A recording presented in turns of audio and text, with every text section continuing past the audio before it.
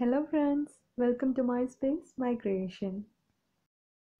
ഇന്ന് ഞാൻ വന്നിട്ടുള്ളത് ഒരു വെറൈറ്റി ആയിട്ടുള്ള കട്ട്ലറ്റ് റെസിപ്പി കൊണ്ടാണ്. Banana cutlet.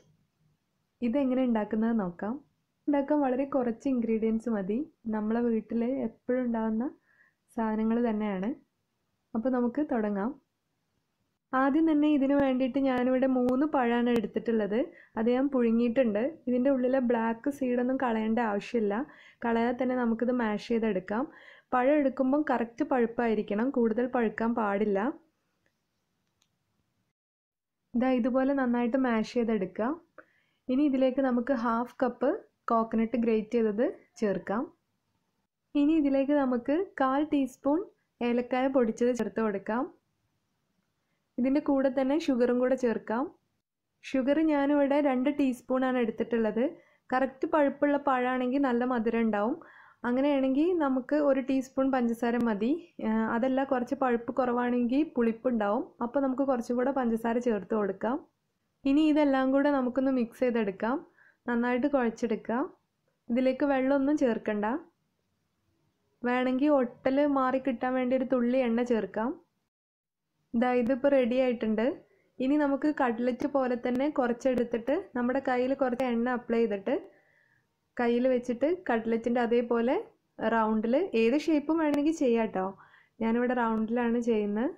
ഇതുപോലെ നമുക്ക് ഷേപ്പ് വരുത്താം. ഇതുപോലെ എല്ലാം ചെയ്തെടുക്കാം. ഇതുപോലെ എല്ലാം ചെയ്തെടുക്കുക. കയ്യിൽ എണ്ണ പുരട്ടിയിട്ടുണ്ടെങ്കിൽ ഒട്ടിപ്പിടിക്കാതെ നമുക്കിത് പെട്ടെന്ന് ചെയ്യാൻ പറ്റും. പഴം കൂടുതൽ പഴുത്തിട്ടുണ്ടെന്നുണ്ടെങ്കിൽ ഇതുപോലെയല്ല, അത് പെട്ടെന്ന് പൊട്ടിപ്പോവും. അതുകൊണ്ട് പഴത്തിൻ്റെ പഴുപ്പ് ശരിക്കും ശ്രദ്ധിക്കുക.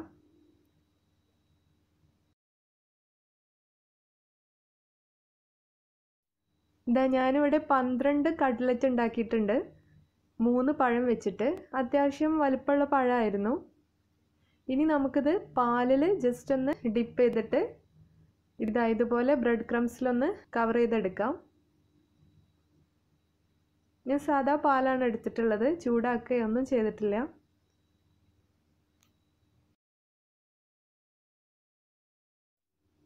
ഇതുപോലെ എല്ലാം ചെയ്തെടുക്കുക.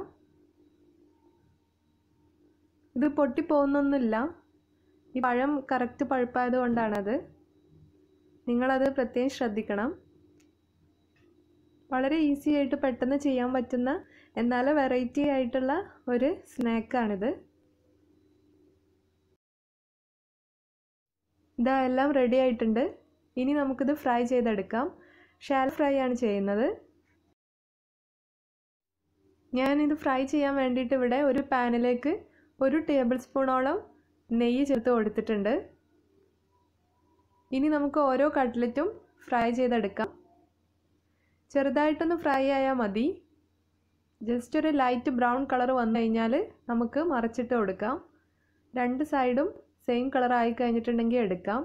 ഇത് ഓൾറെഡി എല്ലാം വെന്ത് കഴിഞ്ഞിട്ടുള്ള പഴമാണല്ലോ. ഇത് ജസ്റ്റ് ആ ഒരു ബ്രെഡ് ക്രംസ് മാത്രം ഒന്ന് പൊരിയണം, അത്രയേ ഉള്ളൂ. ഇതുപോലെ എല്ലാം ചെയ്യാം.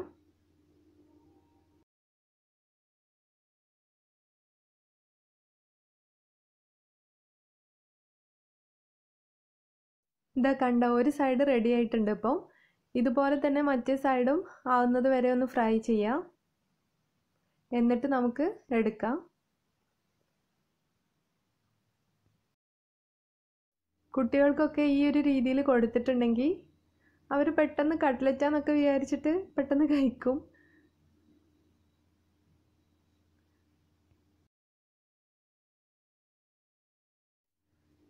ഇതിപ്പോൾ റെഡി ആയിട്ടുണ്ട്. 2 സൈഡും ഫ്രൈ ആയിട്ടുണ്ട്. ഇനി നമുക്കിത് എടുത്ത് മാറ്റാം. നിങ്ങളെല്ലാവരും ഇതുപോലെ ചെയ്ത് നോക്കുക. ഈസിയാണ്. ഒരു പ്രത്യേക ടേസ്റ്റാണ് ഇതിന്. എല്ലാവരും എന്നിട്ട് എന്നെ അറിയിക്കുക എങ്ങനെ ഉണ്ടായിരുന്നു എന്നല്ല. Thanks for watching. ബൈ.